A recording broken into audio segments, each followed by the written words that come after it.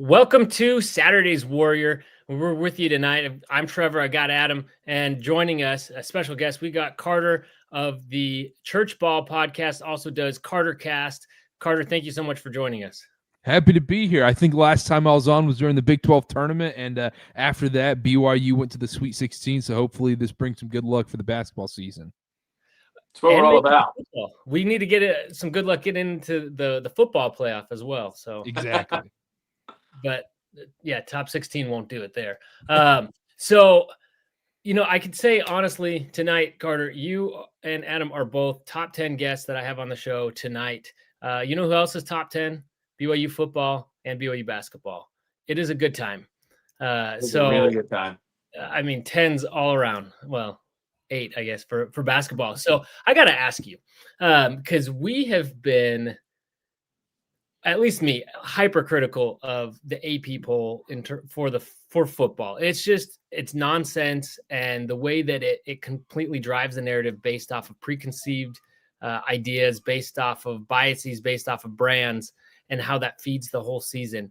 Tell me, is it much better in basketball? No, I think the AP poll is the AP poll. I think college football is just a much bigger brand and a much bigger sport, so therefore it's just not as well known in basketball how silly the AP poll can be.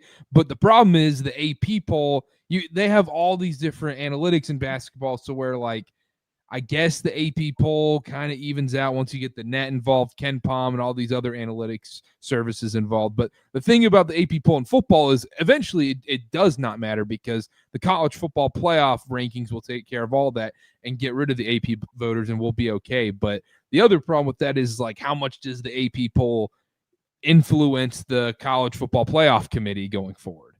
It looked like a lot last year. And how much does it influence the tournament selection committee in basketball? And so yeah, exactly, because we use these blanket statements like quote unquote ranked wins. It's like, well, yeah, Clemson was ranked top 10 at the time, but we know who Clemson is now. That's not a great win at this point. Was that a shot at Georgia Tech? Because I love it. I was a little bit of a shot at Georgia Tech, and I believe in this Georgia Tech team. I picked them to be ACC sleeper this year. I really like Brent Key and the Yellow Jackets, but I've had a little bit of a problem with why is all of a sudden Georgia Tech being talked about up on this pedestal a little bit compared to BYU. In my opinion, they're the exact same team. I think Haynes King and Bear Bachmeier are very similar quarterbacks. They both play kind of a similar system, but I don't know what Georgia Tech's signature win is. It's winning on a 50-yard field goal against Clemson. Great. Yeah, that's awesome. But I think the Utah win is more impressive to me, to be honest. Yeah, absolutely.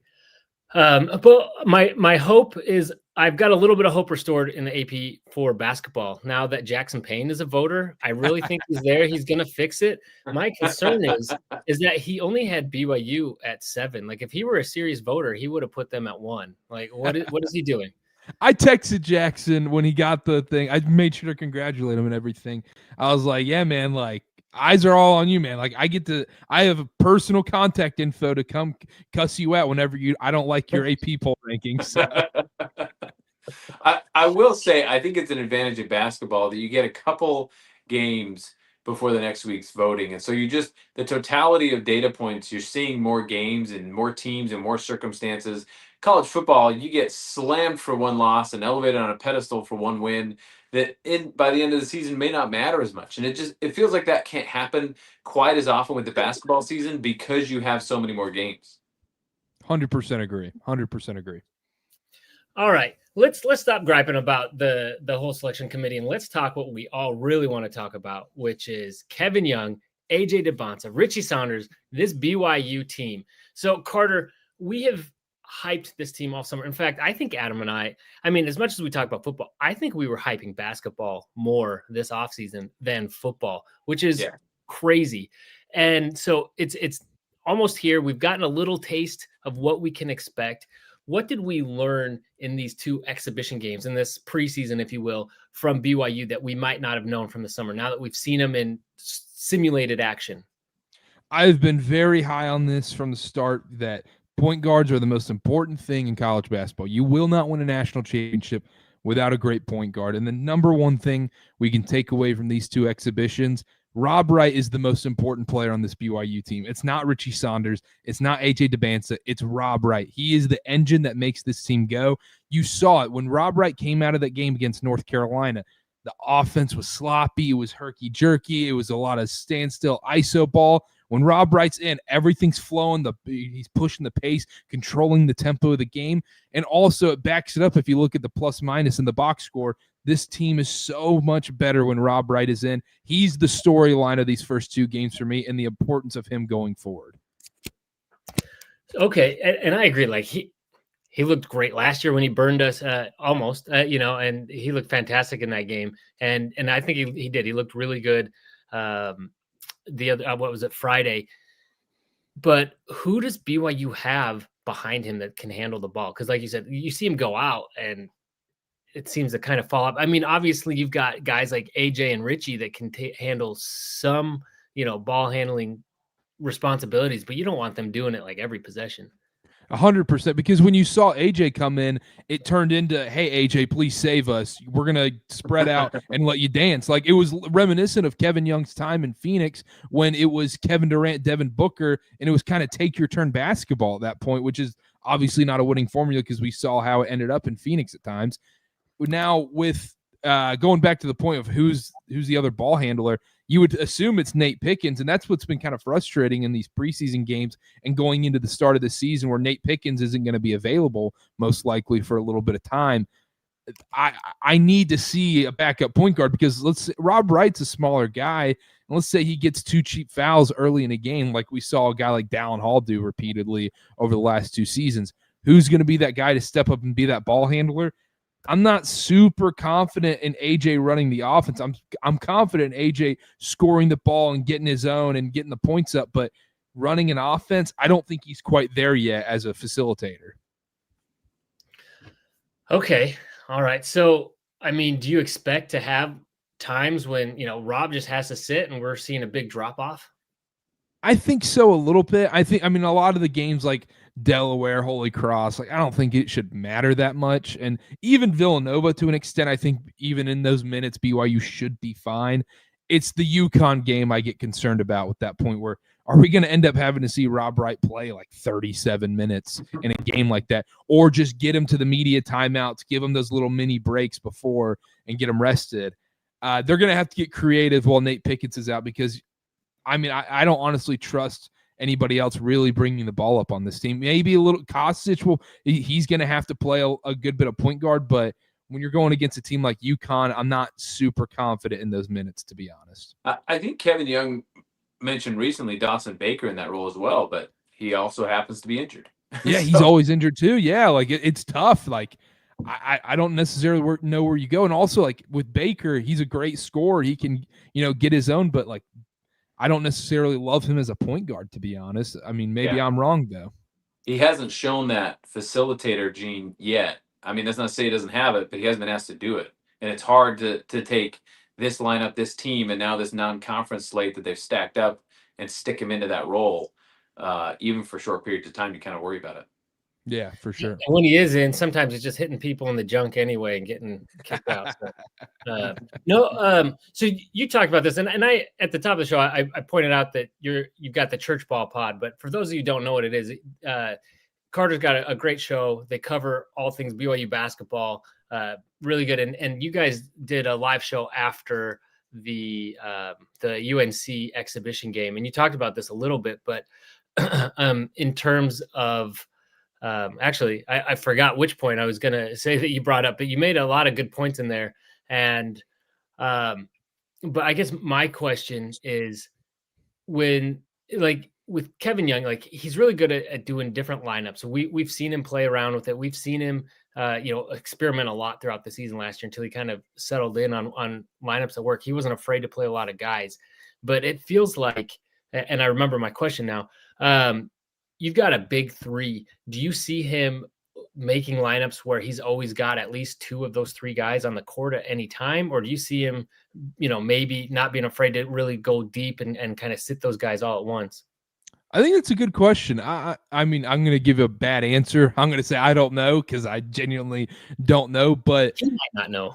Yeah, exactly. Because we've seen him. I mean, last season, I don't think he figured out the rotation until early February. Going into and that you need to have this rotation fairly locked down, probably about mid-January in conference play if you really want to be a great team. I think we'll see it at times. It just really depends on with how much depth this BYU basketball team has. It's who's got the hot hand that night. Is Diamande hitting shots randomly? Is Tyler Maruss hitting shots? Or is Kostic hitting shots? Whoever is hitting that hot hand is going to get that time that night. I think that plays a factor, and I think foul trouble will as well. But ideally, you always have at least 2 out of 3 of those guys, like you were saying, on the floor. I think that's a great question. And I remember, to my point, you guys were talking about how on your show, Richie looks a little bit out of sorts, not having the ball. All these guys still trying to gel a little bit. When you see this, by the time we see this team really get the reps and they're flowing, they've had time to gel a little bit more. What do you see Richie's role being? Like, what's his ideal fit next to someone like AJ Dybantsa? It's weird because like Richie was the guy last year. Like if we needed a big shot, it was Richie Saunders. And like, I mean, you guys can correct me if I'm wrong, but like watching that Carolina exhibition or even the Nebraska one, it always just felt like, when you're playing pickup hoops at the church and there's someone that's kind of and I'm not saying anybody on this BYU team is, because I actually feel like it's been fairly unselfish, but you feel like that one guy that's kind of a ball hog and you're kind of standing there at the 3-point line like, wow, I'm never going to touch the ball tonight. And then finally that one time you actually touch the ball, you're like, I don't know when I'm getting this ball back. I'm forcing a shot up. I'm just getting this shot up because I don't know if I'm going to take many shots tonight. That's kind of how it felt like Richie Saunders' game is right now, where it's, look, he's anytime he's gotten it, it feels like, oh man, I don't know when I'm going to get this ball back. The key is they've got to get the ball in his hands more, get him penetrating, get him downhill a little bit more, and just so he can get into rhythm. I felt like it's been so tough the way he's been kind of set out to play, where you're just standing on the sidelines waiting for things to happen, waiting for a penetrating kick out from AJ or Rob Wright, and then you shoot a 3. It's like that's no way to stay in rhythm for a guy like Richie. So I think that's the key with them is run a lot more motion, get the ball in his hands more. I'm not saying have Richie run any ISO sets or anything, but get him downhill, get him penetrating, and also, let him shoot 8 to 10 threes a game. He's that good. Yeah. So is there a chance? I always think preseason. All right, what are the downsides to a team? Because we're all wearing blue goggles, especially with basketball right now, where it just looks the sky's the limit. Is there a scenario where we're partway through the season and instead of this potent offense, we've got a team where it looks like AJ and Rob Wright are trying to get their own, and we're talking about the lack of chemistry. Richie can't get in rhythm. They can't figure it out. And all of a sudden it looks like 2 guys who are just trying to make it to the next level. And the narrative on this team is, well, you bring in the superstars and they want the ball and everybody else feels left out. There's too much talent. Nobody gets the ball enough. I mean, we all depend on Kevin Young to bring a team together like he did last year in such incredible fashion. But, BYU's never dealt with stars like this. I was watching the game on Friday thinking, man, it's weird seeing guys in a BYU uniform doing this kind of stuff because I'm not used to it. But I also saw a lot of dribbling, a lot of ISO, a lot of, and I'm accustomed to watching BYU teams that are passing the ball around, getting open looks at 3. And I didn't see a lot of that. And so the voice in the back of my head is like, oh man, what if they never gel? What if they're, what if they just can't get it together? I mean, is that a possibility? Adam, that's a great point, because I think that's a deep fear, and that needs to be a deep fear in every BYU's fandom, and the way deep in the back of their mind, like, okay, what if this doesn't work out? How is it going to work? How is it not going to work out? And I think you laid out the blueprint right there. Is if it doesn't, because also, like, let's talk about the majority of what we saw last season, like non-con up until maybe the second half of that Colorado game in late January. Was anybody really feeling good about this team or felt like they were running a great offense or anything? Not necessarily so, but I think Kevin, you always just go back to, I think Kevin Young can get these guys to play that way. And the thing I always try to go back to is, okay, what were they actually, were they trying not to show anything in these exhibitions? Because Kevin Young is that kind of guy where, even the preseason game last year again, like Pacific Life Insurance, whatever that school was, and they wouldn't broadcast it because he didn't want any film out there or anything. And he won't broadcast any blue-white scrimmage, doesn't want any film out there. And you could tell in especially the Nebraska game, they weren't running anything. Carolina, it felt like they were running a little bit more of their real stuff going forward. I'm curious to see Villanova how much. I mean, Villanova, obviously, you're going to run everything at that point. That's what I feel like we can make a much better judgment about that. But I think it's a fair feeling to have where it's like, okay, this is something we got to put in the back of our minds because this is a possibility. Well, I'll do you one better. Why is Gamora 3721? No, he says Richie will still be the guy, in my opinion. And that is a good point because like you're saying, we don't know. Like he could have been like, hey, Richie, we've got all these sets for you. You know what we're doing tonight. It's about getting AJ comfortable, getting him some reps. You've got reps. You're the veteran. And let's give everyone the show. Let's you don't know. So I mean that could be part of it. Why is Gamora 3721 says, not worried. Kevin Young is too talented of a coach. I think these exhibitions tell us very little.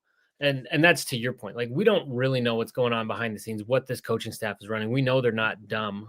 And if there is chemistry issues right now, which is a possibility, they've got a lot of time to figure it out. And the other good thing is that their schedule is such that you're going to have a lot of, I hate saying this because I hate it in football with the SEC, but a lot of quality losses potentially. Mm-hmm. Like if the team can't figure it out early on, that you look back and you're like, yeah, but losing to UConn or whatever isn't that bad or whatever. Yeah, and I also don't think it hurts playing a close game in the preseason like they did at the Delta Center. I think I said it afterwards on the show. I was kind of happy like they called that AJ foul in a preseason game. Regular season, I would have felt very, very differently. But I wanted to see BYU with the pressure and see how they handle it in these guys. And we didn't get to see too much of it because it was a little too out of reach at that point. BYU, I mean, Kaba saved the day with that game-saving block right there. Awesome. So, yeah, that was fantastic. But like you said, and it's also tough. Like when you do the podcast and everything, it's hard not to overreact, but it's hard to stay grounded and remember, okay, these are still exhibitions. They aren't going to try and show much. With going back to Gamora, why is Gamora 3721's comment about Richie being the guy? I think that's a fair point too, because I feel like in conference play, you're going to go back to what you know, and what you know is that Richie can hit the big shots in the big moments in Big 12 play. And, sometimes is a freshman going to be ready for that kind of limelight and that kind of pressure in that spot?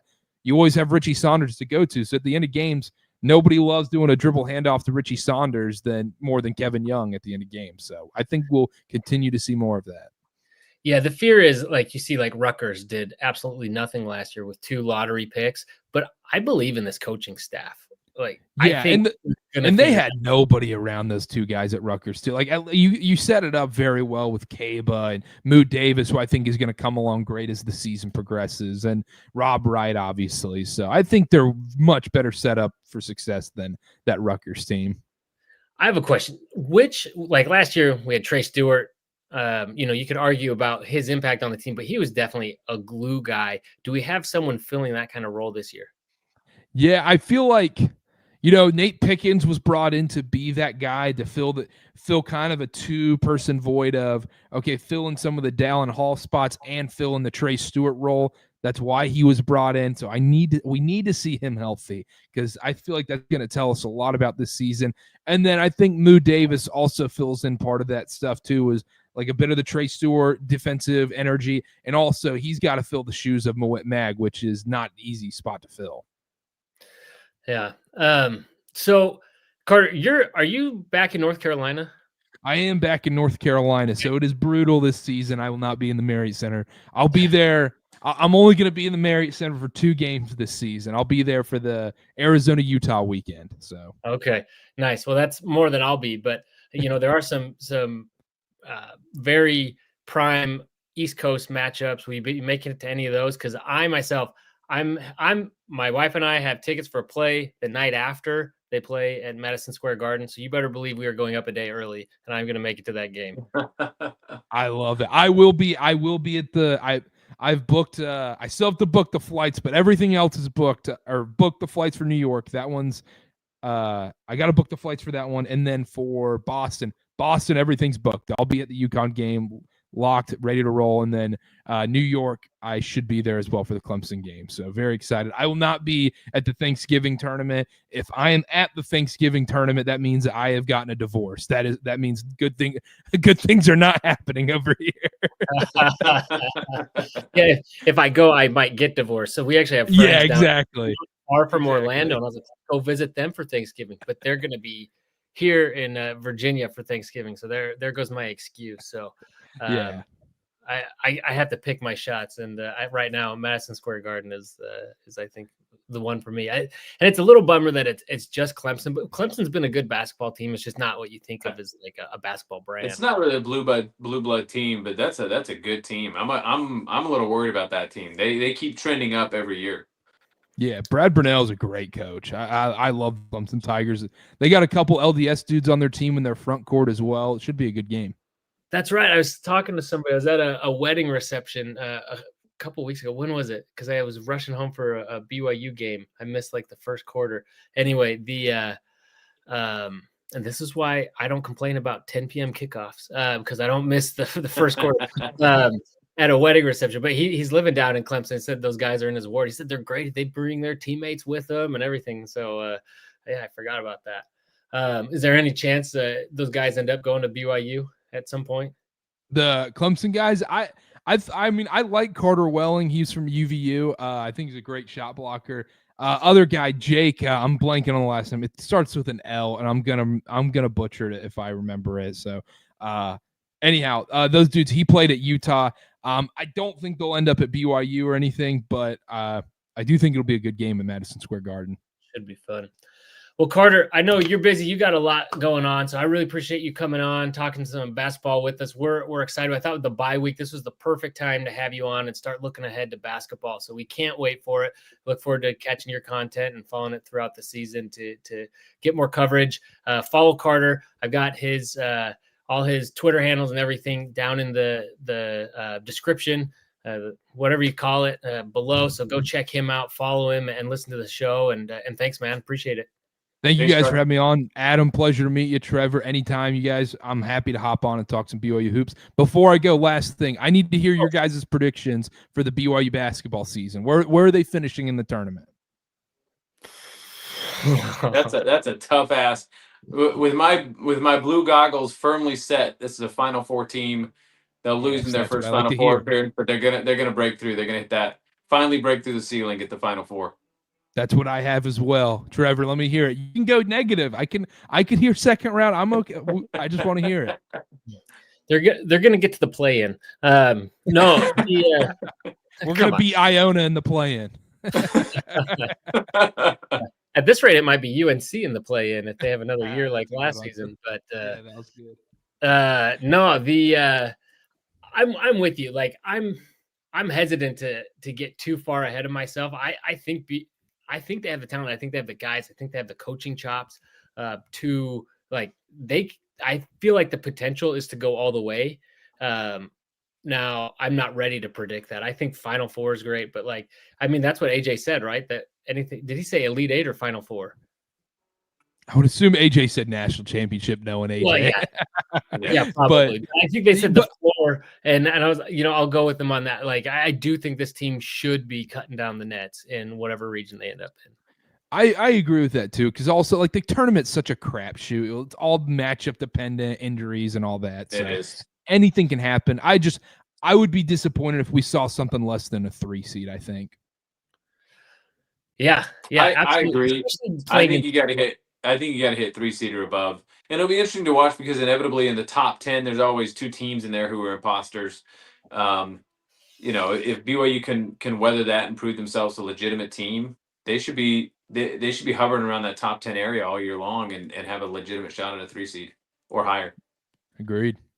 So we'll let you get back to the field of 68 content, but the question is, when does it become the field of 120 or whatever? Are they going to change their name if they keep expanding this? Field of 345? we've been doing these media days and all this stuff, and we've been interviewing like all the conference commissioners that come on, and they're all talking about. It's interesting to hear these conference commissioners because I don't think a lot of them are. It's just like a couple of them that are very for or against the expansion, but I mean, it's going to expand. I think we're going to end up at 76 by the end of the year. That announcement, I feel like, is imminent. I hate it. Yeah, if it doesn't help the mid majors, I don't like it. Like if it's like, okay, we're gonna put the regular season winner from the A10 in here guaranteed or something like that, I'm for it. I'm sorry, I don't need to see Carolina play in a playing game when they shouldn't have been in the tournament anyways. I'm good. Well, and my thing, like people will point to it and say, "Oh, look, they won a game, they did belong." No, that doesn't mean anything. Like the regular season at some point has to mean something, and you're not picking the teams that are necessarily the best. You're picking teams that have earned it through the regular season, through their play. And Yes. I feel that same way with football. Like there's good teams that are going to be left out. That's not to say they don't have the capability to go win 1, 2, 3, games in the playoff, but at some point you have to, the regular season just has to mean something. Exactly, because if Alabama goes 9-3, yeah, they have a bunch of great wins, but they also lost to Florida State. They also, potentially lose to 2 other SEC opponents. You can't put them in over an 11-1 Big 12 team. At some point it has to matter. Like now, if you're getting into 11-1, 10-2, that's a whole nother argument. We'll probably get into that here in a few weeks for sure. And you're always going to have to split hairs. There's always going to be. You just expand it. Now it's just a new team that's complaining about. There's always a team on the cusp that has a complaint. So like nobody even cares about the playing games now. So I'm just very, very anti. Yeah, I'm anti too, especially for the brand. We need to keep the field of 68. All right. Well, I appreciate it again, man. Really, come on anytime. We love talking hoops with you. Anytime. Y'all take care. Thanks, Karter. Later. Sweet. All right. Well, that was fun. I've really been putting off. Just with so much football, it's been hard to get to basketball, and the bye week was the perfect time. And Karter's the perfect person to talk about that. But let's shift gears now to football. As we said, we got 2 top 10 teams now. We got basketball and football as well. And we had Iowa State, and I was not able to make it to the live reaction show. Adam held down the fort without me while I was at the Ward Halloween party. It's an important place to be. And it was a lot of fun. It was a great party. I was so close to making it through that party without any spoilers. And then I get to the car, and I had just logged you onto the show, and I was holding onto my phone in case you contact me, because the way my settings are, and I think because I got the version, I got to go in and manually do things. Adam couldn't do it from his side. So I was watching my phone in case you said, "Hey man, this doing something weird," and I needed to log on. And my cousin's husband, the host of the Utah show, so Leave It to a Ute, texts me and says, "Good win," or something like that. And I was like, I'd stayed off my phone all night. I had told everyone not to talk to me. And so That's tough. At least it allowed me to go into the game, because I'd already watched the first quarter and beginning of the second quarter, and I was not very hopeful for the game. So it allowed me to go in and at least enjoy the game. Yeah. It was. I was not hopeful. We hit halftime, and it just felt like with LJ out, it didn't seem like we were going to be able to bounce back. But I think I mentioned this on the podcast after the game, but it really defines a team when you can do that again and again, and then you show off this multiple evolutionary offense that doesn't matter if you can't run the ball, you're going to throw the ball. And Bear hadn't done it because we hadn't asked him to do it. And now you ask him to be in the Bear Raid offense, and he's like, sure, I'll go out there and throw for 300 yards against Iowa State, who hasn't given up a 300-yard passer in 21 games. I mean, it was really impressive stuff. And we just keep saying it week after week after week. You run out of superlatives. It's almost repetitive ad nauseum at this point, talking about Bear and how he exceeds expectation. He doesn't look like a freshman, blah, blah, blah, blah, blah. You run out of things to say. It's just so much fun to watch. Yeah, so I have a question, because when obviously watching it from behind and skipping over commercials and dead time, whatever, you kind of lose some of the flow of the game a little bit. And so my perception might be a little bit different, but it didn't feel like he was passing for 300. I knew he was passing more than normal, but it didn't feel like he was passing that much. Like I was surprised to see that. And I couldn't look at the stats along the game because the game was concluded. So, I looked at it at the end and I was like, oh, wow, that is higher than I expected. Did it feel like they were throwing for that much watching it live? It did, just because we were scoring points and we couldn't run the ball. And so it felt like he was throwing more, and you could tell it was more drop back passes. And so you'd get yourself into these 3rd and long, and it wasn't a problem because he was so good at these deep outs or deep crossers. He threw for 300 on 22 completions. So it wasn't super high volume completion. 22 is fairly high completion, but he's not throwing 50 times to get to 300, 350 yards. I mean, these were deep completions. And I think that's what makes this offense so difficult to guard is they do a really good job of picking up the blitz. And so they have these late developing routes that come open deep down the field. And it's tough, whether you're in man coverage or zone, it's tough to guard any guy for 3 to 5 seconds. And really, I think you got to tip your hat to Preston Rex, who comes in and doesn't run the ball necessarily effectively, but man, his blitz pickup was incredible. And he kept giving Bear that 1 to 2 extra seconds to make that completion. And I think that's what just made the offense click, is they kept an extra blocker back, and that's all Bear needed to let some of those routes develop. Yeah. And we got a comment here about the defense, but before we get to that, I just want to so watching the game, I'll tell you, like I said, I watched the first bit and then, had to pause and move on for the evening. But as I was watching the game, so Friday night before the BYU UNC exhibition game, I go to local high school football game to support some kids we know and the football team and marching band, and we went, and the team's just not good. And I was watching them play the other team, and just like physically, they're just smaller and everything. And they would just drive down the whole field. They wouldn't have to pass at all or do any creative plays. They would just run up the middle. They were just more physical, and they just get what they wanted. And it kind of felt like that in the first quarter watching, Iowa State against BYU. They were just in their way, and BYU imposing their will. Yeah. And so at first, the Jamestown High School football team, like they were kind of keeping it close, but it required them to recover a muffed punt. It required them to make just an incredible 3rd and long pass that, just a lot of things to try to, and that was just to like keep them kind of in it and keep the score close. And it kind of felt like the game was going to go in that similar direction with BYU. In fact, you couldn't believe that BYU was only down 3 and then 7 or 10 at some point. It was like, how is it not more? And that's what makes this so incredible, is just how BYU is able to make those adjustments, how they're able to, even with losing key players in the game, and still be able to find another gear. Yeah, it really was. And I think you see the value of the defense in not just it being the aggressor, but confusing a veteran quarterback in Rocco Beck. I mean, the Lutui interception was clearly confusing. I mean, that's a good quarterback. That's a bad pass. He didn't see the guy, because how often does your defensive end drop 12 yards back in coverage? It just doesn't happen. And so I don't blame Rocco for not catching that, because he's not thinking defensive. It's not intuitive to have your defensive end drop back in coverage like that. And so it was things like that where either you're hitting home with the blitzes or your defensive end. More often it was the defensive line hitting Rocco Beck, causing those interceptions, or just disguising coverage and causing confusion. Yeah, I mean, that's to Wise Gamora's comment here about Rocco Beck throwing a career high 3 interceptions.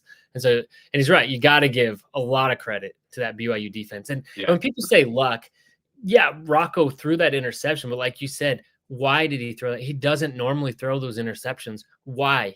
And what was it about this team? And it's those different looks, and it's just going back to Jay Hill is chaos. Like, he knows how to create that chaos. And when people say it's all luck, it's such a tired narrative, because at some point, like, for 2 seasons, no team is just that lucky. I know statistically it doesn't happen. And did you see the muffed punt or the touched punt by Iowa State? I didn't even catch this live, but watching all the replays of it today, you watch Kevin Doe grab his guy and drag him towards he's looking at the ball and he's dragging his defender towards the ball until he puts his foot on it and then he points at the ball. Like, it was completely intentional. When I saw the replay, I'm like, oh, they were just blocking each other. The Iowa State guy should have stopped. Like, what was he thinking? That was a dumb play by him. That was fortunate for us. But you go back through and you see the aerial view and you watch step by step Kevin Doe drag his guy into the football. That's good football. That's not luck. And so I agree. It's somewhat of a tired narrative. Yes, the ball bounces your way, but you're causing chaos. You're hitting the quarterback. You're either going to get a sack or an interception in those situations because of how you play the game. You're forcing the quarterback to throw into impossible throws because they're desperate and trying to win the game or trying to create some sort of offense, or they take a sack or a strip sack. And so that's where BYU's defense has been so good. And it may come out as these luck statistics, but I agree. How many seasons in a row can you get that lucky? Yeah. And they were saying after the game that that's something that they talk about, like the possibility. And I think it was Parker Kingston. I don't know why he would say this, but somebody was saying that they even talked about, I think specifically for this game, I think there'll be opportunities to do this. So these are things that they talk about. They're at the smallest details and prepared for these situations. And that is creating these. And then the other side of it is like, you look at Bear and his ability to, like, he took a big sack, but it looked like he wanted to throw it anyway. Jake Retzlaff would have thrown that. And it looked like he wanted to, it looked like Bear maybe even was thinking, can I get this out of bounds or get this, just avoid it? And at some point he's just like, nope. And he tucks it and he just lets that, like, there's no other choice. And at that moment, it was a terrible play, but it was the best play in that moment, like that he could do. You know what I'm saying? Like, it's not what you want, but it was better than any of the alternatives, and he made the right choice. Or you think about that time, can't remember which game it was now, where he it was the bad snap, and then he tips it backwards to LJ Martin. That was the ECU game, and he tips it back to LJ so LJ can recover the fumble instead of giving up to the other team. It's incredible. And then when he does take his shots, like when he throws off the back foot into the blitz, I grab, as soon as he threw that, I'm like, oh no, what a dangerous throw. Like, there's his freshman moment, throwing off his back foot in the face of the blitz near the end zone. I'm like, there's no way. And what he's doing is he's throwing into the open field that the blitzer vacated so that Kingston can run under the ball and ends up catching it for a touchdown. And was it a dangerous pass? Somewhat. Like, it was a 50-50 ball, but that one. Oh, yeah. No. Parker Kingston had the angle on the safety. And so you could argue it's a somewhat dangerous throw, but you trust your guy, Parker Kingston, who's been dynamite all year long. You got to make some of those plays if you're going to win a game.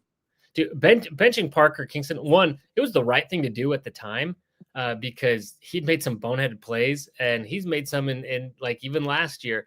And I don't know if that's what did it, but it seems like it got him locked in, and he has been another player doing things that I did not ever expect from Parker Kingston. We've never seen this side of Parker Kingston, ever. I mean, sure hands. He's the guy you're going to just as often as Chase Roberts, and his wheels after the catch are astounding. They're standing. Get that guy the ball in the open field, and I don't know that we've seen a DB that can run him down in a foot race. Yeah, it's wild.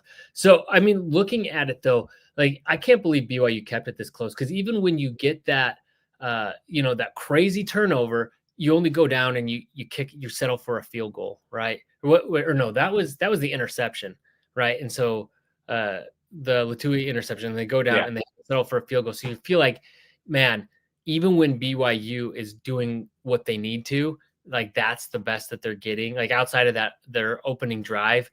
And so it was a little bit worrisome. But then the middle of the game, where we've talked about this, where BYU seems to do generally really well, though we've had some end of clock situations before, but we look at the end of the first half, and I mean, you look at it, BYU, they get it within another touchdown, and then Iowa State, BYU's BYU, it was a 12-play, 80-yard drive for 7 minutes, basically eating up the rest of the quarter, and then they score a touchdown, making it feel very, like the game is getting really out of hand at that point. Yeah. BYU does not come back and get a touchdown. Even a field goal helps, but like, they don't get a touchdown there, it feels very different. going into the next half. And then the next half, like everyone's talking about, oh, look how lucky BYU is. BYU shut Iowa State down the rest of the game. Like they had a huge first quarter. Then it was 7 in the second, 3rd in the third, and 0 in the fourth. And so after that, like you start looking at it, and it's in the third quarter, they had 2 possessions. That's what BYU did to them. They only gave them 2 possessions, and they punted on both. And it's just wild. And then like once BYU gets ahead, okay, so now BYU's tied it up. Then they go ahead by a touchdown. Now this is where BYU's at their peak because they're putting you into a little bit more obvious situations. Plus the defense figured, I don't know what Jay Hill saw in the first half that he's able to make adjustments. He does it time and again. But this defense team got warmed up, or the defensive side of the ball got warmed up, and they were able to, put better pressure. But then once Iowa State has to start passing, that's why like those interceptions at the end happen, because BYU at this point has Iowa State right where they want them because it's predictable at that point. So the game just kind of spiraled, even though it was never a big lead. Like it felt like Iowa State could at some point come back, but BYU just kept coming, countering and shutting them down when they needed to. And I've got to say, Adam, my prediction this last week was, my bold prediction was that BYU is going to win by more than a score. And now I made that, I left some room. I didn't say, I was thinking maybe 9 points, whatever, but I thought it was more than a touchdown. Right. And man, they did it. And I was really worried because I wanted to say that I was watching the end of the game and I was like, oh, Iowa State's going to get one more touchdown. And no, they locked in and they did not let that happen. That was crazy. I mean, BYU, the defense at the end of the game was locked down. To go on a 31-3 run at Iowa State against that team was just shocking. And the way the defense flipped a switch when clearly they were exhausted. They came out of that game getting dump trucked, but you could just see them gassed. Like, and that's another reason I didn't think we could do it, because we just came out so tired. And you can't blame these guys. They're beat up. They desperately need a bye week. They've gone through a brutal stretch of games, and they're just exhausted.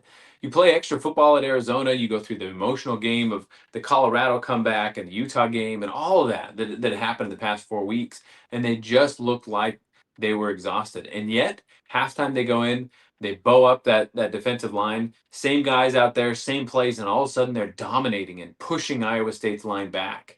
And Trey Alexander comes up with that pass breakup at the end, hand on the receiver's face mask, and knocks the ball away on the last defensive play of the game, just preceding the interception. But man, they had some really good moments. So good. And I want to get to this other comment about Bear. We talked about him a little, but in particular, it says Bear showed something I think is new. Great throws while rolling out of the pocket to get more time either side. Yeah, I mean, we saw a lot more, and it was because he had to. And I saw a lot of people say, oh, look at this coaching staff reinvent itself on the fly as they went. And I was like, I doubt a lot of this is on the fly. One, they knew the Iowa State secondary was weak, but two, you can't tell me that this coaching staff only shows up with one game plan. Like they have to have a plan A, a plan B, and plan C in place. Having said that, that's not to say that they aren't making real-time adjustments based on what they're seeing. But I'm just saying it's not all like, they're not just pulling everything out of thin air. Like this team comes prepared and they know what they're going to do in these situations, which is why I think they're so good. And they're not phased because they say, okay, this guy's down. This is what we're going to do now. Well, and I think they knew that Bear had this in him. This was a surprise to all of us because we hadn't seen it. He was great in play action. He hadn't had a lot of straight drop back opportunities and throwing for 40 times in a game. We hadn't seen him do it, but I think they saw this in practice and they saw it in the reps all along. And I agree. They're not concerned. Any team's going to come prepared and say, all right, plan A, run game, here's how we're going to do it. Plan B, we think we can attack their corners. And A-Rod had said it in the pregame that he thought they were going to throw the ball a lot and they thought they were going to be effective against these corners. And so when LJ goes down, you realize, okay, we got to lean more heavily on that game plan. But I mean, look at the chemistry between the receivers and the quarterback. And the comfort level, the offensive line pass blocking, and it all flowed really well. So I agree. This is part of the identity of the team. We just hadn't seen it yet because they didn't have to. Yeah, absolutely. And what's crazy is the only other, and here I've got this, the only other game that he's thrown for even more than 200, let alone 300, was against West Virginia. But you look at this, and it was, sorry, this is pretty small, but wrong side. Let me zoom in on the right screen. Okay. But you look at this, and it was only 25 attempts against West Virginia and, 35 against ISU. So, I mean, the 351 yards, I think, says more about West Virginia and probably our YAP in that game. There's probably a lot of yards after catch.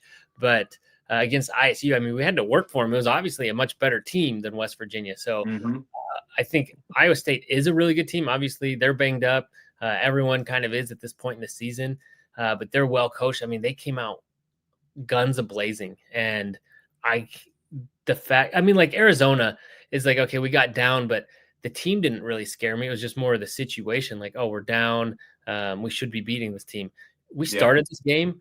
BYU did not look like the better team, but then when we finished, the roles just reversed completely.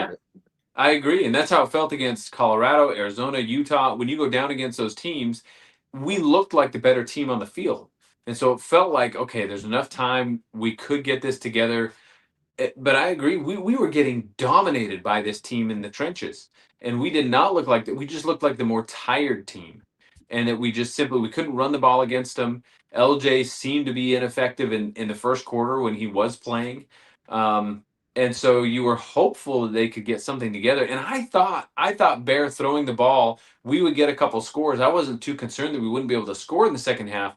I just didn't think we'd be able to slow down this Iowa State offense, who would put up 300 yards on us and 24 points in one half. I mean, they just crushed us. But I love that we have coaches that can do effective halftime adjustments. You don't see it very often. You don't see a ton of halftime adjustments that are effective in football in general. I think that's a hard thing to do, especially against a team that's just coming and imposing their will against you. But leave it to Jay Hill to pull a rabbit out of a hat like that and just completely silence them. Oh, yeah, and that's what Wise Gamora is saying. Jay Hill is a football genius. It's not enough just to recognize what adjustments are needed, but also have the training system in place to communicate with players to make those adjustments. Amazing. Yeah, he has these players ready to adjust along with the game plan in the game, and it really is amazing. Which goes to this other point. Well, actually, let's do this while we're talking about Bear, and then I want to shift to that other point there.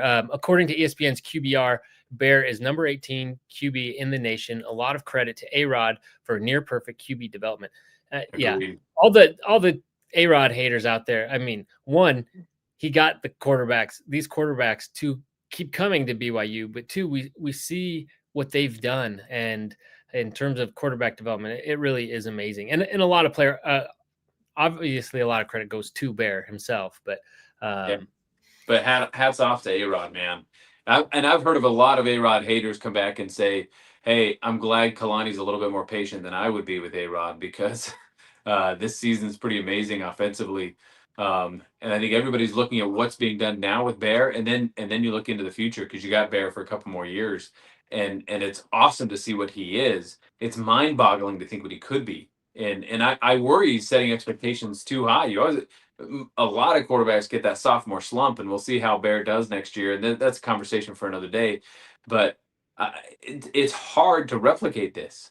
It's hard to keep this kind of momentum going. And it just right now, he feels so unstoppable. And it's probably because he's a true freshman. We've never seen him lose. He always answers the call no matter what it is. Hey, run and bulldoze this team and take us to victory. Hey, throw for 300 plus yards and take us to victory. He does it. It doesn't matter what it is. And so I'm really fascinated to see how he goes into these last set of games that are so crucial, and what he can do against a Texas Tech and a Cincinnati.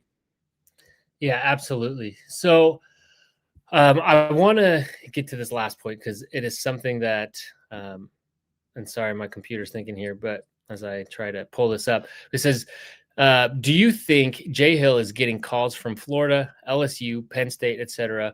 I sure would. And what's crazy is, it feels like an unprecedented amount of coaching hires already, or coaching spots already open up this season. And then for the sheer volume of blue bloods that are going to be looking, like, people are going to be shifting around, and these teams, like, they've got money, they have resources, and they don't want to be, they're paying a lot of money for coaches to go away. You better believe that they're going to be serious about getting the right guy in. Now, I don't know how much Jay Hill is on the radar of teams in the East or these programs. He probably should be, but it does make me worried. And the thing is, you look at teams that probably are more familiar with him. Oklahoma State fired. I wouldn't be surprised if Baylor's looking for a new head coach next season. And, so it does worry me quite a bit. So I don't know that the Blue Bloods would pull him in just because they need the splashy name. They have to win. They have to win the press conference, and I think that's to their detriment. I really do. I think that's part of the problem that some of these schools are running into, is that is you look at the Mark Pope hire at Kentucky and how dissatisfied that fan base was that they got their number 7 choice on the list or whatever it was, and now Mark Pope is killing it at Kentucky, is going to continue to do so because he's an amazing coach. I think if Jay Hill went to any of those schools, he would do so well. But I don't think any of them. They may call him for an interview. I don't think they would pull the trigger because now you're pulling a guy who has been head coach at Weber State and did pretty well at the FCS level, and then you're on top of that, you're getting someone who's been defensive coordinator at BYU and done a very, very good job in the Big 12. And I just don't think a top defensive coordinator in the Big 12 is going to be as splashy a hire for these blue bloods as they're going to want. Now, is Oklahoma State or Baylor going to give him a call? Yeah, they will. And I think we've heard from the program that Jay Hill wants to be a head coach, but he's going to wait for the right opportunity. And that may be Baylor. I don't know that it's going to be Oklahoma State. That's not a very desirable job right now. There's just not enough investment in the program. But with so many openings, it makes me nervous. I'm not overly nervous. Here's what I think will happen with Jay Hill. I'll go on record for 3 or 4 years down the road from now. I think Jay Hill wants to be at Utah. I do. I think he wants to be at Utah. And I think if he's looking at this, he knows Morgan Scalley's a good head coach. But the reality is when you follow up somebody who's been at a place for 20 plus years, it rarely works out, no matter how good you are. That's just the fact of the matter. When you follow someone who's become a legend at their school, it often doesn't work out. I wonder if Jay Hill's going to sit back and just wait and see how the first couple of years of the Morgan Scalley era goes at Utah, because he is going to be a shoo-in at Utah if that job ever opens up. And then I'd be terrified to play Utah. And so maybe I'm just speaking my fears into reality here so I can calm myself that he's one day the Utah head coach. But I've heard that's where he really wants to be. He likes the state of Utah. And without the Blue Bloods calling him, I don't know that he jumped ship. I don't know. I'm not too scared yet, but I think I will be in the future. Well, I hope that's not the case. Why is Gamora? Kalani versus Jay Hill in the Holy War? No, yeah, no, I sure hope not. And I do want, Jay Hill to have those opportunities. I just would rather him be in BYU. Obviously, he has his health to think about. We don't know what that is behind the scenes. He's still up in the press box. I don't know, or not press box, but up in the box. I don't know if that's just because it's working or what, or if that's for his health. So that could be part of it. But if BYU goes on a deep run, that's the higher profile this defense is going to be, and Jay Hill is going to be. And so you never know, but wish him the best. But if he does, it's only because BYU's had a lot of success, and hopefully there's other coaching, guys in the coaching staff, just like A-Rod was kind of in coach and waiting, that could step up and fill that void. And so guys learning from him. All right. So, one more. We got a comment here from Tom Dastrup.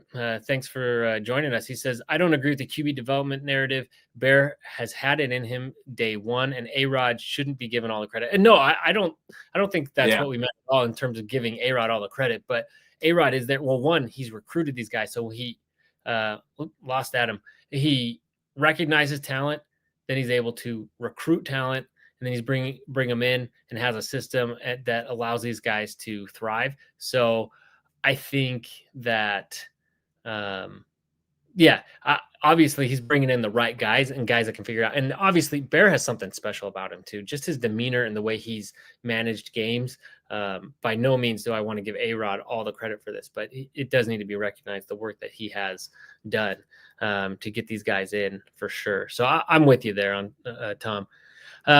All right. So now, I lost Adam. He may or may not come back. It's late, and I know he's got to get up early. But I'm a little worried going into the playoff race, and I want to talk about that because right now BYU is at the upper echelon of the conference, right there with Cincy, who has one loss but is out of conference, and then you've got Texas Tech, with one loss now, but against ASU, who now has a couple losses. So, Texas Tech is obviously in a strong position, and they have the tiebreaker over Houston, who has one loss to Texas Tech.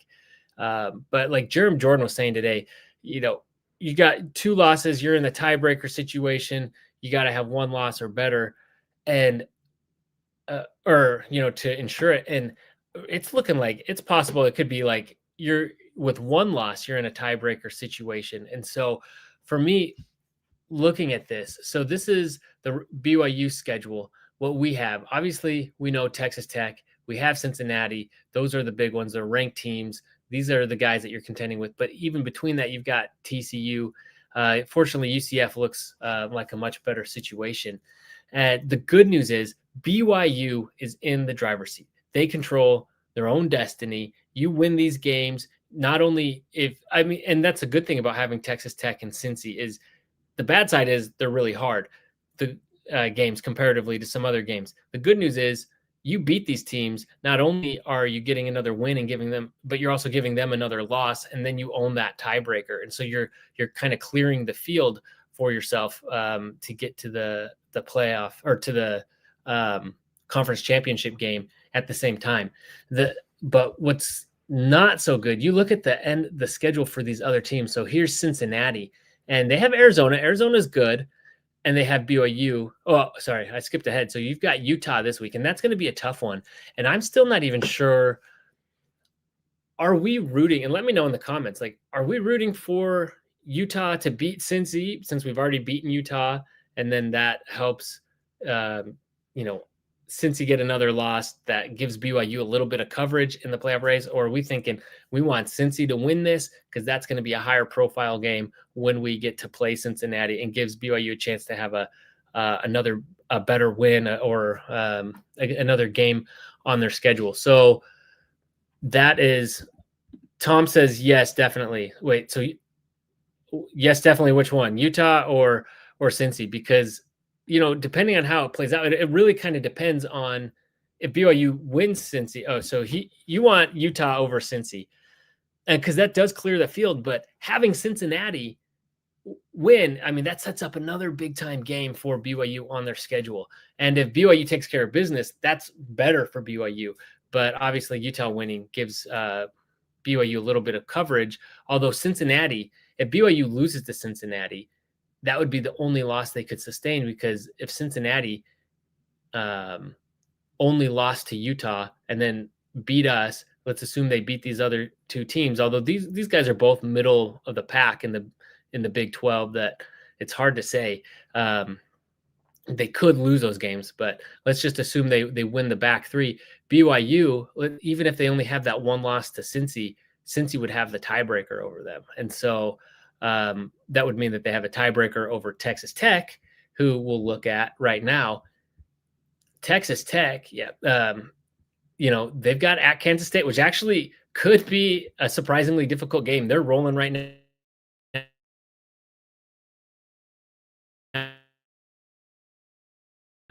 They could be the Kansas of last year. They could come Tech. That stinks because you want BYU and Tech, who that's already been announced, have noon Eastern time, a noon Eastern time kickoff for their game. That's set up to have College Game Day there and a lot of pub there and a lot of hype around that game. So that would be the good news if Tech wins. And same goes. Are we rooting for Tech to get that situation, or do we want Kansas State just to give BYU that much more coverage, that even a loss to Texas Tech would still give BYU the advantage in terms of win-losses, and they'd still control their own destiny getting to the championship game? And so would not be the worst thing in the world if Kansas State came out big and pulled off the upset. But you look at that, BYU really needs that win, because then Texas Tech ends the season with the most cupcake schedule possible in conference, well, without Oklahoma State, who they've already played. They play three of the worst teams in the conference on their schedule. And granted, they've played some tough teams too. And then what a lousy time to have a bye. So they're going to be beat up. UCF's they've got a little bit of pluck to them. Maybe they come in and surprise Tech, but I don't think so. So really, BYU has to take care of business against Tech. So that's a tough one, just to beat them out. But then we look at Houston, who, yes, they already have one loss in conference, and it's to Texas Tech, so they lose that tiebreaker. But look at who they have left: West Virginia and UCF. So same as Tech, Tech with those games. Then they have a bye, and they play TCU and Baylor, which are both really talented teams. They could lose one of those games, but the way that they've looked at moments, those are also very winnable games. So Houston has a very clear path, and the downside to Houston is they don't play BYU. So BYU doesn't control their own destiny against Houston, and that means if Houston gets through with one loss, it's to Texas Tech. But if BYU also has a loss to Texas Tech, and let's say they win their other games, then you do get into a tiebreaker situation. So I guess my point is 2 losses, which is probably the most likely statistical outcome, right? Although they've been wrong all season, but the most likely statistical outcome for BYU probably is going to say that they split these 4 games on the back end of the schedule, which means to me that BYU would not get in even through a tiebreaker, that they're probably, because that means Texas Tech has a win against BYU. That means Cincy probably has a win against BYU. And I just don't, and Houston is probably going to find themselves in a strong situation as well. So at this point, you want to root for the conference. We finally have 5 teams ranked in the top 25. You want to see that going, obviously, with Cincy and Utah. Likely one of those teams probably falls out again this week, depending on how that game goes. But you'd like to see that going for the good of the conference. But on the other hand, we need to root for some chaos and see these teams that are at the top of the conference lose some unexpected games, because there's really just no room for error for BYU right now. Now, the good news is BYU has continued to surprise and win games. But let's see. We've got Wise Gamora, Utah favored 8.5, 8.5 over Cincy. We want Utah to win, increases BYU's probability of Big 12 championship game. Exactly. I love seeing Utah lose. I'd like to see Cincy win for the matchup, but yeah, the best thing for BYU in terms of getting to the championship game, which is ultimately what we want to see, more than Utah lose, more than the Big 12 succeed. We want to see BYU succeed. And so I think that is a great point. Kansas State win over Texas Tech increases BYU probability of getting the Big 12 championship by a lot. Yes, because obviously BYU, even if they lost to Texas Tech, would still have the advantage there. Although if they dropped a second one, then Texas Tech would win again. But definitely would be advantageous. So again, rooting for chaos is kind of what we have to do at this point, even though it kind of sucks for the big picture for everybody else. But BYU is really a top priority. Tom Dastrup says, if we have to take a loss, I would prefer it to be against Texas Tech than anyone else. Yeah, that would be the one that would be easiest to come back from. We saw what happened last year when, even though Kansas was playing kind of out of their mind at the end of the season, until the very end, that because they were unranked, that really hurt BYU because, they dropped from top 10 to wherever at that point. And C. Will at 1090 says, sorry, I don't know when you started, but I've analyzed it, and I think BYU just win against Texas Tech, but Cincy has a really rough final 4 games, so it's more likely for them to drop a game and end up 7-2. Must win. So I was just looking at Cincy's schedule, and they do have a tougher end. I mean, you look at actually 3 of the top 4 teams in the conference have TCU on there. I need to get Adam's pick here. 3 of so TCU actually, in some ways, has a lot of influence over the outcome of who makes it to Arlington this year. And since he does have a tough road, but they're all winnable games. This is going to be tough, obviously, at Utah. Getting beat to BYU, that's a game I'm kind of tempted to make it to, try to make it to, but I don't know. Sitting outside in Cincinnati in November doesn't sound like a lot of fun, but more so, I'm already going to several games, several things this season. I don't know how far I can push my luck here, but You're right. Texas Tech would be, I think, just in terms of perception, would be the best loss that BYU could absorb. So if we could pick one, yeah, that's what I would pick. But especially because, although, but then I still think BYU is out because Texas Tech, let's say they win out, because if they beat Kansas State and then they beat BYU, they're probably winning these games. They win out. Houston, they have one loss, but it's to Texas Tech. And if BYU also had that one loss, then you're in like a tiebreaker situation because Houston also has a relatively, I mean, obviously these games are losable, but a relatively easy end of their schedule. So that puts you in a tough situation. So you basically, long story short, I think you lose 2 games and you're not really in the playoff picture unless we start seeing a lot of chaos going on, which is possible. So that's where I'm kind of at with this. Now I want to run through real quick power rankings for this week for the Big Ten. I'll run through this quickly. There's no surprises here, and I'll just pull up the graphic here. Let's see, is this perfect? It's not letting me show that. Okay, well, I won't. But so I'll work my way up from the top. From the bottom. Oklahoma State 16. Then we've got West Virginia. No surprises there. This week I actually dropped Colorado to 14 below UCF. Man, they looked like they were figuring some things out, but not just to lose to Utah. Like, there's no shame in that. We thought Utah was going to come out big, but I mean, they really dropped an egg there. They look terrible. UCF at 13. Then at 12, I have Kansas. Let's see. Wise Gamora here says, I think Houston won't get the tiebreaker over BYU in the case of a one loss, each based on Big 12 tiebreaker rules. You know, if you've got that figured out, then you're better than I have, because I've opened that up, started reading it, and I'm like, it's impossible to kind of predict at this point, and it's so convoluted. They need a better system. Honestly, we just need more reasonable conferences. They're too big. Everyone can't play each other, and you got to resort to things like this. But that's beside the point. So I would hope so. I would hope BYU would beat out Houston in that tiebreaker, but I'd rather not leave it to chance either. Let's see. 12, I've got Kansas, and they've just, I think they're a good team, but they've just come up short. 11, Baylor. You could even argue Baylor below Kansas, but I got them at 11. I think their ceiling is maybe a little bit higher. At 10, Arizona. I do think they're a good team. We'll see what they do in the rest of their schedule. They've got some games to really prove themselves and who they are as a team. Iowa State, I have them at 9. I do think they're better, but you're on a 3-game slid. A lot of that's because of health. We're still here. We've got a few more comments going back to the tiebreakers. CR Grand says common opponent records would favor BYU over Houston. Thank you. That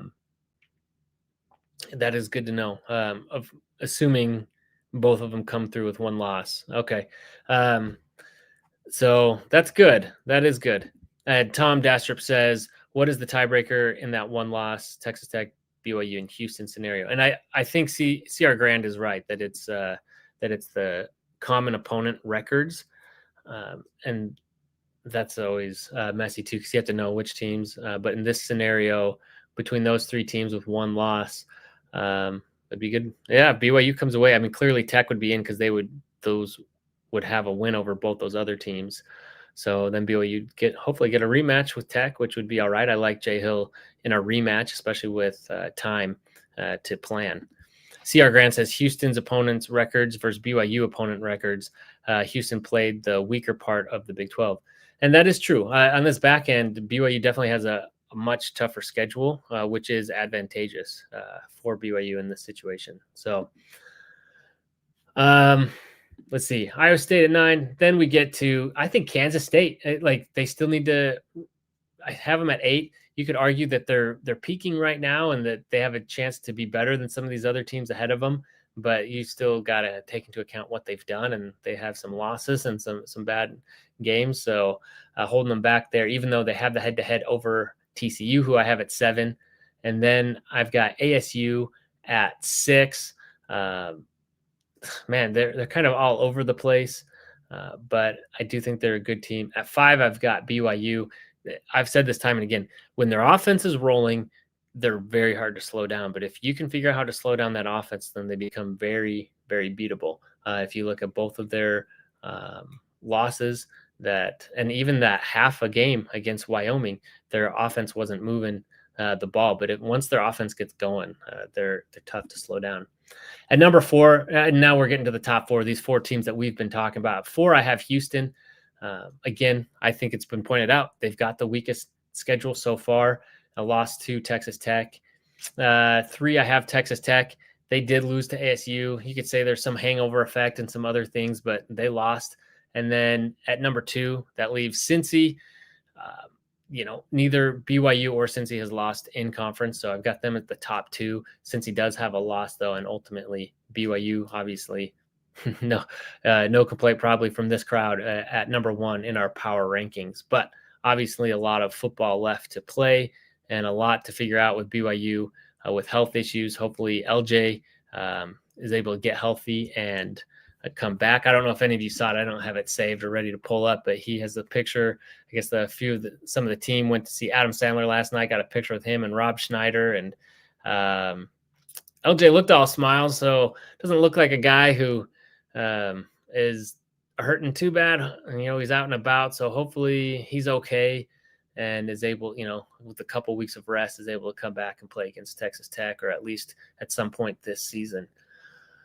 All right. Chat kept going on without me while I rambled here through power rankings. Let's see.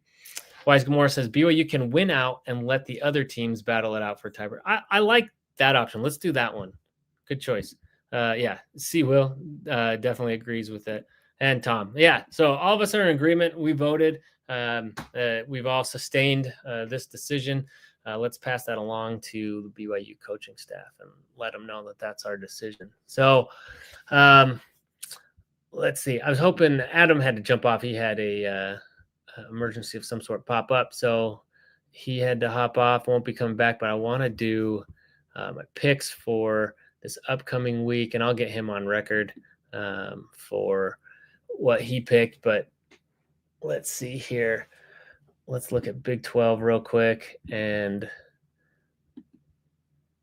sorry, I should have had this queued up here. Normally I have a chance while we're talking.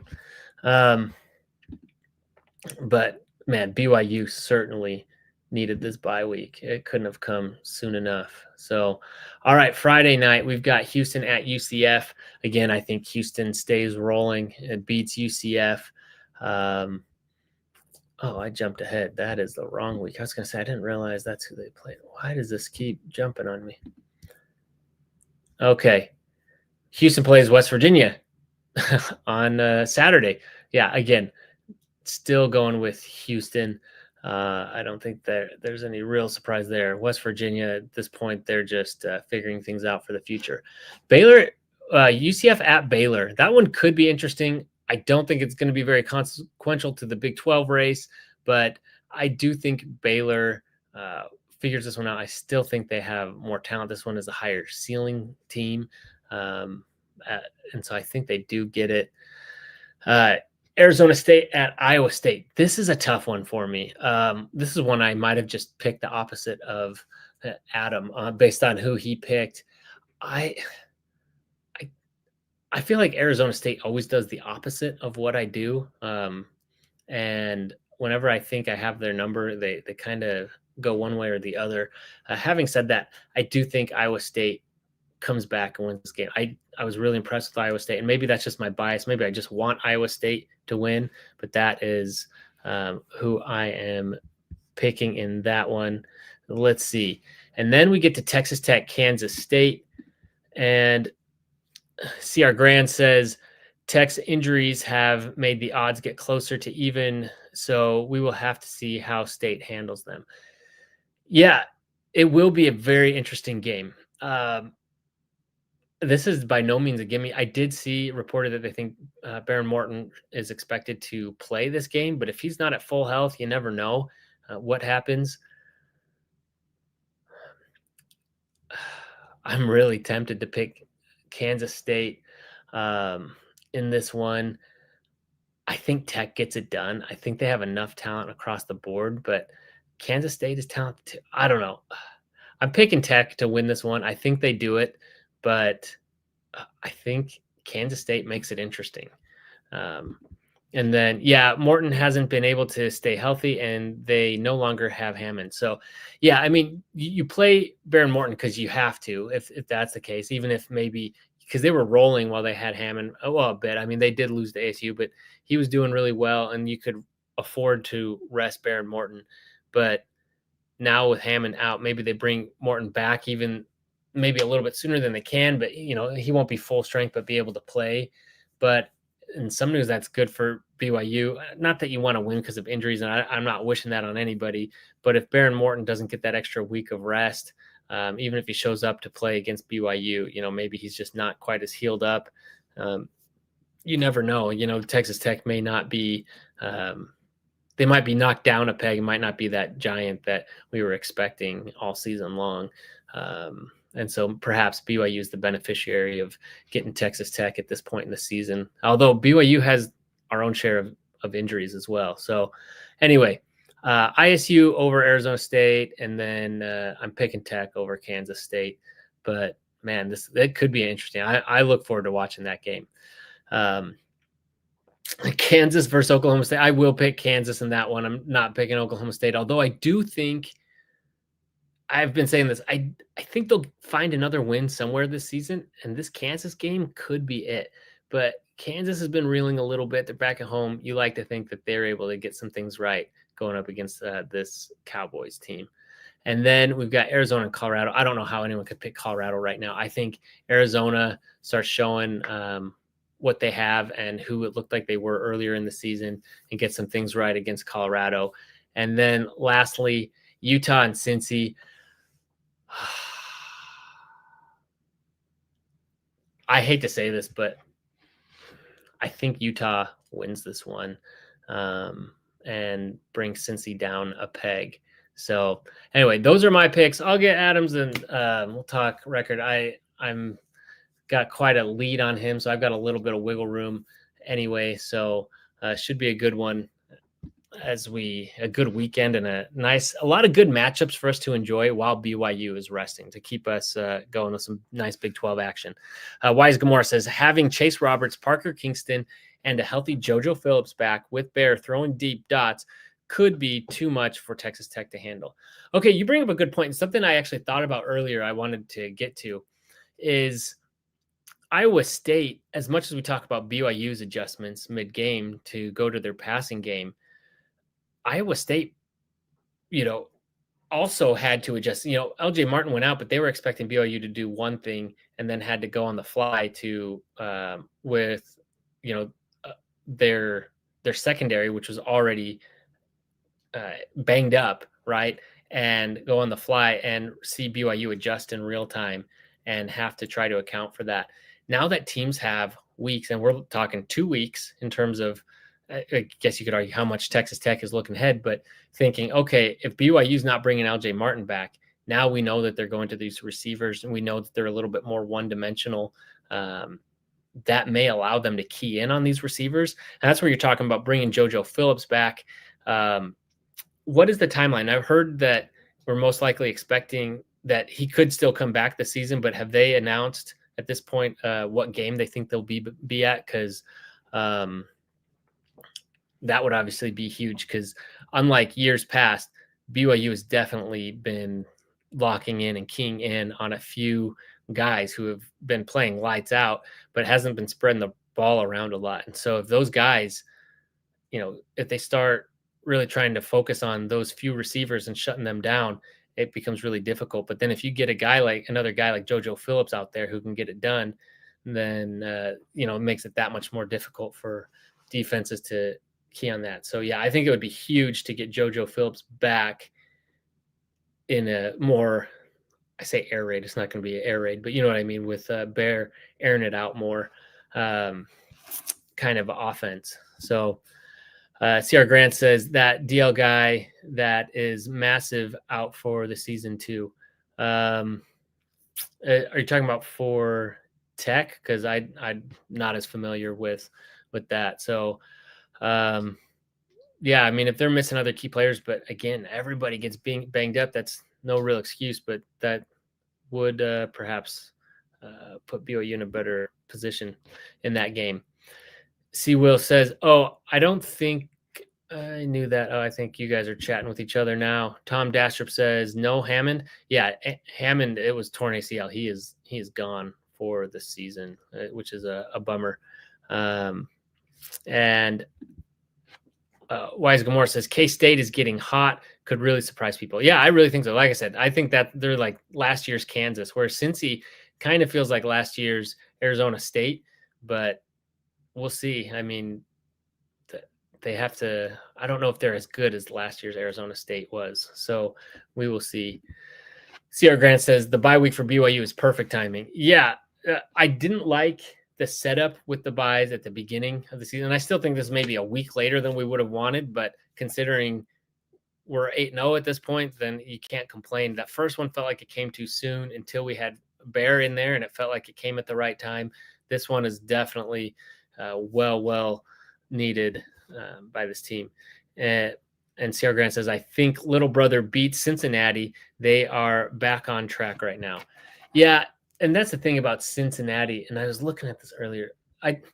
They're more offensive team, and I just don't think you want to get into a shootout with Utah. That to me, I do think if it becomes one of those kinds of games, that it's going to be really dangerous, and you may not win that one. So, and the fact that it's in Salt Lake, I don't like that matchup for Cincy if it turns into that for them. So I think Utah is the pick there. And sorry, this chat got way ahead of me. Didn't realize that. Tom says, I think Utah will crush Cincy because they are still pissed.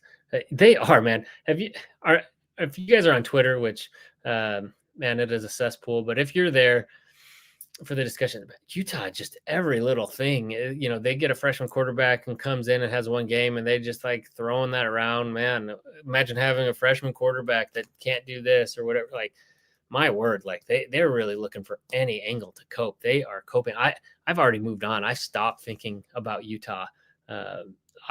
It's just amazing. I see more Utah talking about BYU than I see anything else, I feel like. And maybe that says more about me and what I'm clicking on. But anyway, CR Grant says little brother is throwing a tantrum from losing to BYU. So I feel sorry for the rest of the teams they play. Yeah. And plus the rest of the teams they play, I don't know if any of them have the defense to slow them down. You look at it, the teams that crush them or beat them, BYU didn't really crush them at the final score. They got that last minute touchdown, but let's see. Baylor, K-State. Well, K-State maybe, and Kansas. Yeah, I just don't think anyone is going to slow them down enough to beat them. JoJo is back for Texas Tech, according to A-Rod. Okay, yeah, I thought I saw something about that. I just couldn't remember if it was before Texas Tech or for Texas Tech or after Texas Tech. So that's good. That's very good. Kalani said he might be ready for Tech. Oh, talk about JoJo. So he's doing full practices.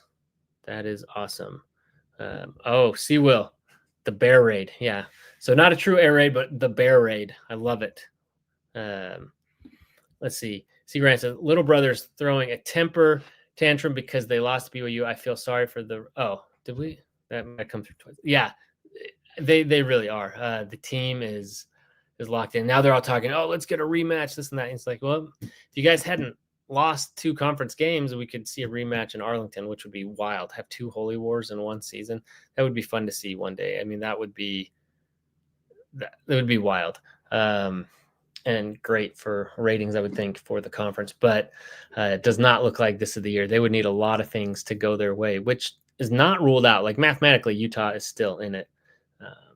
But that would be terrible if somehow the conference eats itself and Utah finds its way to the conference championship. All right. Cincinnati's schedule is very tough. They could very well end up going 1-3 in their final 4 games. It is tough. I think this Utah game is the toughest one. We looked at it. I just think that here, let me pull it up again. Regardless of what happens to Utah, let's say they lose that, then they have a conference loss. But then while it's tough, and BYU I think is really tough too. But let's say they beat BYU and they have that loss to Utah. But Utah or Arizona and TCU are good teams. They're very losable, but they're also very winnable. So it's not a cakewalk. I mean, BYU and Utah on there, and then 2 other of like the mid-tier teams in the conference. Like that is a tough lineup for Cincy. I see them probably splitting those. And if they do, then they're out. So even if they beat Utah, but they drop 2, or if they beat BYU, they drop 2, then that would that would put them behind BYU in the race if BYU can take care of business against Tech. C. Will says they could go 0-4. They really could. Maybe this is where the wheels fall off and we see who Cincy really is, and that they weren't who the record might say that they are. But it's good for the conference if they do well. And what do you guys make of the fact that, I mean, we're talking about this conference race, and it feels like 4 teams are really in the driver's seat right now. 3 of them were from the first expansion of the Big 12, when they had to kind of grasp the best of the rest, is what everyone was saying. Now, BYU showed up last year, but Houston, it felt like when they hired Willie, I'm blanking on his name, their coach, I expected them to get better. I didn't expect it to take 2 years. Now, I also think that they're probably not quite there, but they've done better than I thought. And Cincy, based on what they were last year, you thought, okay, you can see signs of it. You thought maybe in 2 years, and here they are. It looks like they're a year ahead of schedule. And again, if they drop a bunch of games at the end, maybe they're exactly who we thought they'd be this year. But still, it's great that the conference has this depth, and that these other new teams are in the mix, and that it's, everyone's kind of pulling their weight. So I think that's good for us. Wise Gamora says, did you see Utah's new freshman QB win the Bear Bachmeier Freshman of the Week award and Offensive Player of the Week award, despite having lesser stats than Bear and against a weaker opponent? It is what it is. I mean, and some of it could be voter fatigue, just like Jokic didn't win MVP again. Sometimes somebody just wins it so many times, you got to give it to somebody else. So I don't know. Utah fans are certainly running with it. Expansion saved the Big 12 in both football and basketball. Yeah, I mean, Big 12 should have expanded sooner. I know why they didn't. But I do think having a little bit of stabilization could have helped. But at the end of the day, they probably would have found themselves in the same situation and bringing in probably similar teams. So it is what it is. But glad to see BYU is part of elevating this conference. A lot of these teams are like, man, we should have done this sooner. Well, yeah, you should have. We knew that. We were telling you. CR Grand says Houston has easiest path. BYU, Tech, and Cincy all play each other. So we will see. Yeah, and that is the fun thing, is it will play out on the field. And the thing is, that leaves room for someone like a Utah, or who else? Who are the other 2 lost teams? Let me look at this. Just need to open one of these up. The 2 lost teams in conference. Yeah, it leaves room for Utah, Arizona State, Kansas State, TCU, for any of them to slip in. I would say anyone with 3 losses or more is pretty much out. I mean, maybe not mathematically, but that gets way too complex. I'm saying if you have 3 losses, basically you're out. So like Iowa State, BYU just ended their hopes. Baylor, Kansas, Arizona, basically all out. And then the bottom of the conference, no surprises there. So you could see one of these other teams slipping. It would be wild if K-State still found its way into the conference championship game after being like a preseason favorite and going through one of the worst slumps. That would be quite a turnaround. But I don't want to see it get to that point, because if it does, there's a good chance that means that BYU is not there. So I think, I don't know. We will see. Oh, thank you, Willie Fritz. I said Willie. I couldn't think of his last name. Willie Fritz. I really like him as a head coach at Houston. That is. CR Grant says, not sure if y'all saw, but BYU is the only team with basketball and football both ranked in top 10. Yeah, absolutely. That is it's pretty awesome. Now I'd like to see them both end at top 10. That's what basketball higher, if you know what I mean. But yeah, it's pretty good. I don't put, again, I hate the AP so much, but I'll take the win where we have it. It's good to see BYU getting recognized nationally. And correction, they only play BYU, Cincy, and Texas Tech don't play each other. No, but they both, I think all three of them play TCU. Cincy plays TCU. And maybe it's Houston. And Houston plays TCU. A bunch of teams have UCF and West Virginia on their team, on their schedule. So UCF is in for a tough end of their season. And you're right. Yeah. You could argue that Cincy has the toughest schedule left with Utah, Arizona, BYU, and at TCU.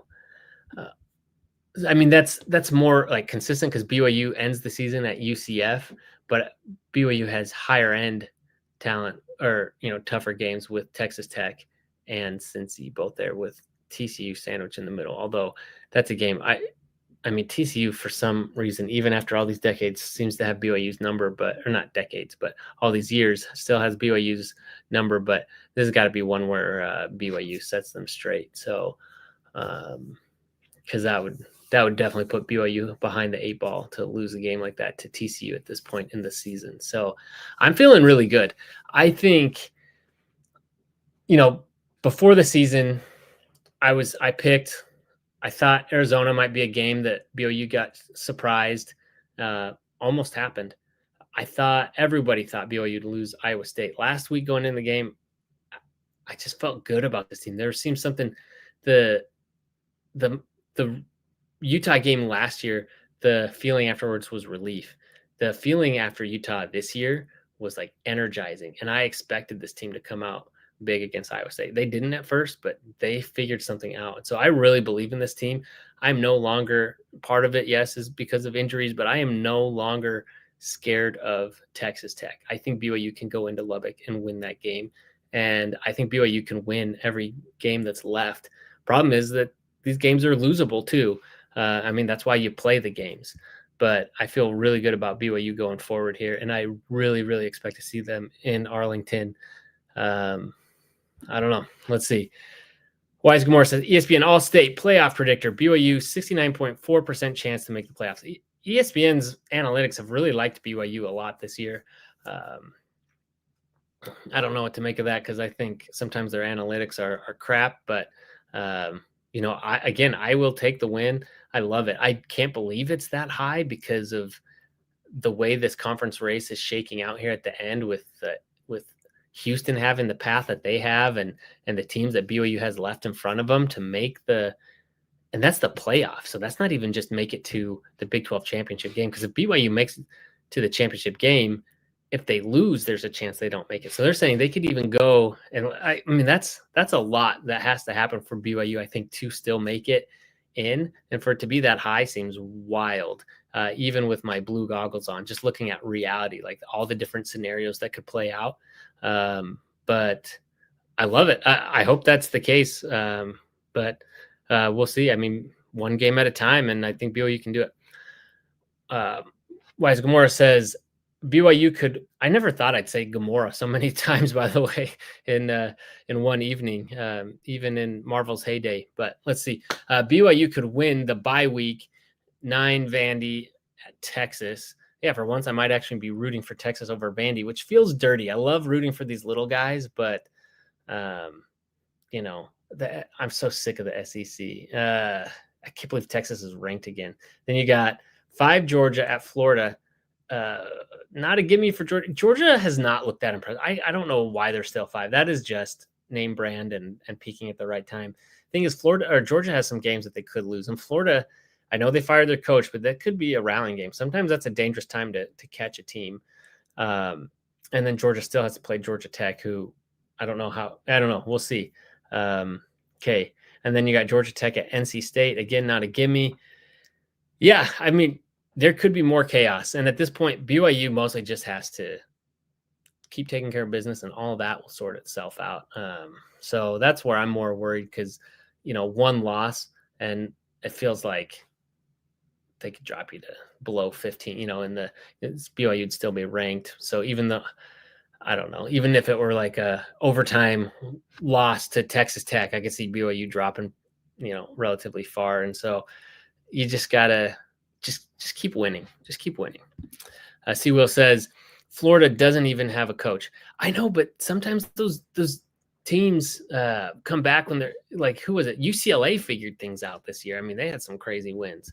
It says, let's see, Wise Gomorrah says the swamp is still the swamp. I don't think they play. I think they play that in Jacksonville, don't they? That game in neutral territory. But anyway, yeah, who knows? Wise Gomorrah says, FYI, YouTube changed the nicknames to @names. I used to post as 1-2. I figured that was you 1-2 because you're always on, but also the logo, your what do you call it? Logo, your profile pic there. So, but appreciate you coming on and joining us and getting in the chat. Man, this has gone on way longer than I was expecting. I appreciate all the comments and chats here. This has been fun because these things have been rattling around in my brain as it seems like you guys have been thinking about it too. So, yeah, definitely a lot still to play out and watch. So, really nice to enjoy this bye week in the Big 12 and let things play out because these other teams have some big games ahead of them that can just help BYU. So really good to be 8-0. Let's see. You're going to do a bye week show. If you mean next Monday, yes, absolutely. And then I've got some other things I've been working on. I've been kind of in the wings to post. Won't do obviously no guest for BYU this week, but I've some other videos I've wanted to get out. So we'll see what I can get out. And then, yeah, we'll be in terms of after, maybe Saturday night I'll hop on and recap some of the games, but let's see. The big one would be Utah. Maybe we'll even go on during because that's a late game. Well, we watch some of Utah and Cincy, and we can watch some of that live together and talk about it. So that's a good idea. Yeah, I'll post things on Twitter. Just keep your eyes open, and I want to keep things rolling, even though it's a bye week. And then next week it would be back to the normal schedule, and we're lining up some good things for Texas Tech, some conversations and things. So I haven't even said, if you haven't already, like and subscribe and hit the bell, do all those things. That way you see all that content. But appreciate you asking. So, all right, thanks everyone for joining. We're off for now, but we'll see you throughout the weeks, and go Cougs.